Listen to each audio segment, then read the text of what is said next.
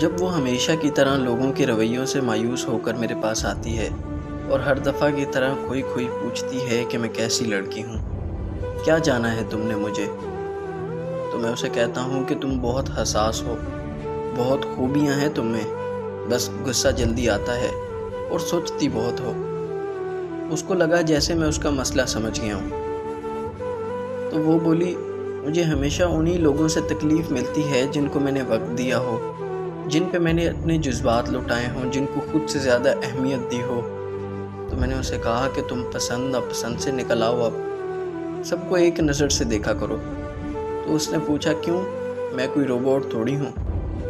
تو میں نے کہا، نہیں، تم اپنا دل بڑا کرو، چاہتی جاؤ جو چاہنا ہے، ملے نہ ملے اس کا شکوہ نہ کرو، شکوہ بھی بوجھ ہے۔ تو اس نے کہا کہ میں ایسی کیوں ہوں؟ ایک دفعہ اگر کسی راستے سے گزر جاؤں تو اسے کبھی بھلا نہیں سکتی۔ تو میں نے کہا کہ تم جیسی بھی ہو بہت اچھی ہو، ہر بات کو دل سے مت لگایا کرو، زندگی میں کئی بار ہمیں بہت کچھ بھلا کر آگے بڑھنا ہی پڑتا ہے، غلطیوں سے سیکھا کرو، خوش اخلاق رہو، مگر احتیاط سے۔ چلو اب مجھے ہنس کر دکھاؤ۔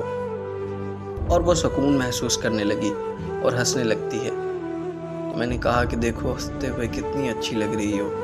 ان سادہ سے الفاظ نے اس کی رگوں میں سکون بھر دیا۔